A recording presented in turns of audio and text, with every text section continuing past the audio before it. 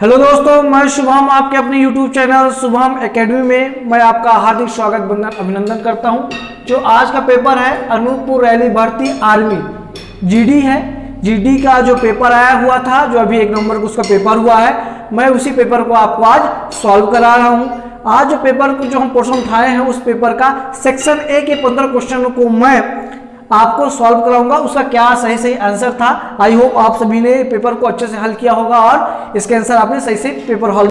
Access mastermind में जितने विद्यार्थी ने पढ़ रहे थे उनके अधिकतर क्वेश्चन पूरे के पूरे क्वेश्चन सही रहे। चलिए देखते हैं पहला क्वेश्चन क्या था। रूसी क्रांति का जनक किसे कहा जाता है? रूसी क्रांति का जनक व्लादिमीर लेनिन को कहा जाता है। किसको कहा जाता है? व्लादिमीर लेनिन को कहा जाता है। ये कौन थे? ये मार्क्सवादी नेता थे। ये कौन थे? ये मार्क्सवादी नेता थे, ठीक ना। इनका जन्म कब हुआ? 22 अप्रैल 1870 में इनका क्या होता है? जन्म होता है, ठीक है। और इन्होंने रूसी कम्युनिस्ट पार्टी का भी इन्होंने गठन किया, ठीक है, ये भी आप जान लीजिए। फिर देखिए मोहन बागान किस खेल की टीम है? ऐसा कह सकते हैं मोहन बागान जो क्लब है वो किस खेल से संबंधित है, ऐसा भी इसको पूछा गया है। बहुत सरल है, कई बार सर ने इसको पढ़ाया था, क्योंकि सर पढ़ा रहे थे आप लोग को जीके। तो देखिए मोहन बागान किस खेल की टीम है? तो मोहन बागान एक एथलेटिक क्लब है। क्या है? मोहन बागान एक एथलेटिक क्लब है। ये कहाँ स्थित है? ये कोलकाता में स्थित है। अच्छा, इसकी स्थापना कब हुई थी? इसकी स्थापना 15 अगस्त 1889 में हुई थी। कब हुई थी? 15 अगस्त 1889 में हुई थी। और ये है फुटबॉल टीम है। क्या है ये? क्या है? फुटबॉल टीम है। नेक्स्ट चलते हैं।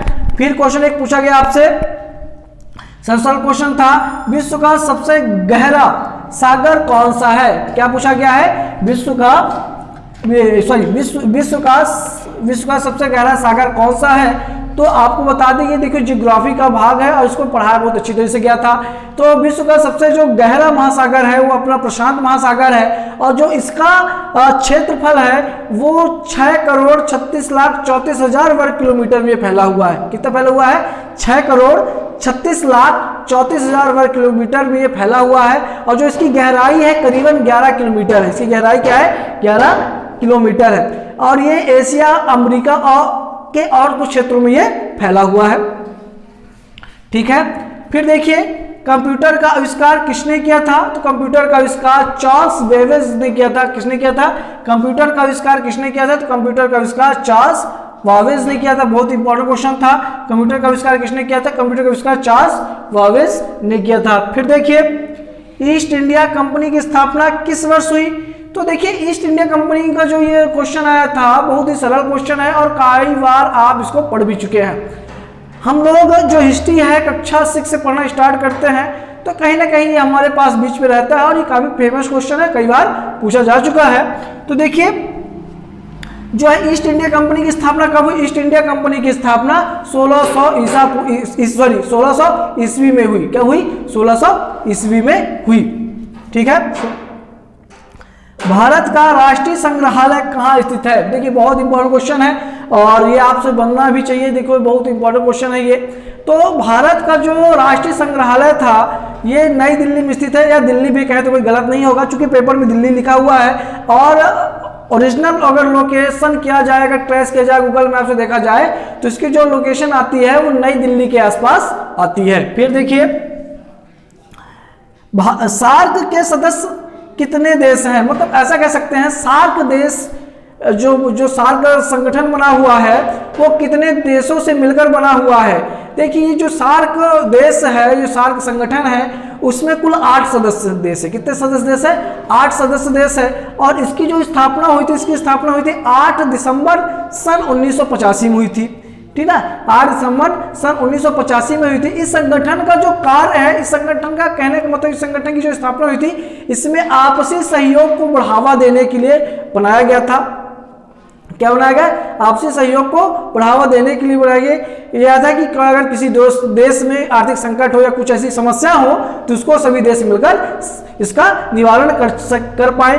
और इसमें कौन कौन से देश शामिल है आपको पता होना चाहिए। इसमें भारत है, पाकिस्तान है, नेपाल है, श्रीलंका है, बांग्लादेश, भूटान है और मालदीव है। बहुत इंपॉर्टेंट क्वेश्चन था। देखिए क्या है, सार्क के सदस्य कितने देश हैं? तो 8 देश है, भारत, पाकिस्तान, नेपाल, श्रीलंका, बांग्लादेश, भूटान और मालदीव है। और इसकी स्थापना कब हुई थी? 8 दिसंबर 1985 में हुई थी। फिर नेक्स्ट देखिए, एक जनता एक राष्ट्र एक नेता, एक जनता एक राष्ट्र एक नेता, ये किसका कथन था? ये देखिए, ये वर्ल्ड हिस्ट्री का क्वेश्चन है और जब आप एनसीईआरटी कक्षा 6 से लेके 12 तक पढ़ेंगे, कब से पढ़ेंगे?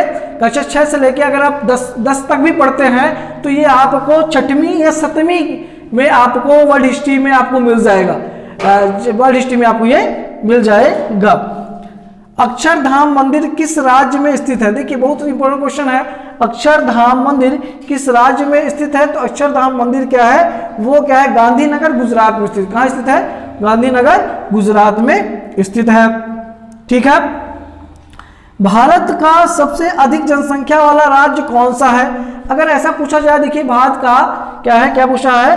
भारत का सबसे अधिक जनसंख्या वाला राज्य कौन सा है? तो भारत का सबसे अधिक जनसंख्या वाला राज्य क्या है? उत्तर प्रदेश है। देखिए, बहुत ही ये देख, जनसंख्या में उत्तर प्रदेश है और क्षेत्रफल की दृष्टि में पूछा जाए तो क्षेत्रफल की दृष्टिकोण में कौन है? आपका राजस्थान है।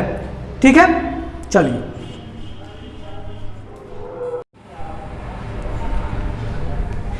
फिर देखिए जो क्वेश्चन है, जो नेक्स्ट क्वेश्चन है वो क्या है? कहता है राष्ट्रपति का कार्यकाल कितने वर्षों का होता है? देखिए क्या पूछता है, राष्ट्रपति का कार्यकाल कितने वर्षों का होता है? तो क्योंकि भारत में कोई भी किसी का भी कार्यकाल हो वो 5 वर्षों से ज्यादा नहीं होता है। एकमात्र जो राज्यसभा के सदस्यों का जो कार्यकाल होता है 6 वर्ष होता है, बाकी सभी का कार्यकाल क्या होता है? 5 वर्षों का होता है। फिर देखिए, भारत की सबसे बड़ी कृषि नहर का नाम बताइए। देखिए, जो भारत की सबसे बड़ी कृषि नहर है, कृषि नहर का तात्पर्य है कि ऐसी नहर जिससे किसानों में मतलब खेती के लिए पानी मुहैया कराया जा रहा हो।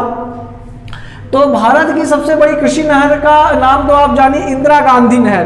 क्या है? इंदिरा गांधी नहर। ये पंजाब में स्थित है और ये भारत की सबसे बड़ी कृषि नहर है। क्या है? भारत सबसे बड़ी कृषि नहर है। फिर देखिए पूछा गया था, कालाहारी मरुस्थल किस देश में स्थित है? तो जो कालाहारी मरुस्थल है वो आपका दक्षिण अफ्रीका में स्थित है। क्या है? कालाहारी मरुस्थल किस देश में स्थित है? तो कालाहारी जो मरुस्थल है वो दक्षिण अफ्रीका में स्थित है। ठीक है। फिर एक और बहुत सरल सा क्वेश्चन आया था, पूछा गया था, निम्न में से छत्तीसगढ़ की राजधानी कौन सी है? बताइए, छत्तीसगढ़ की राजधानी कौन सी है? आपको पता होगा छत्तीसगढ़ की राजधानी रायपुर है।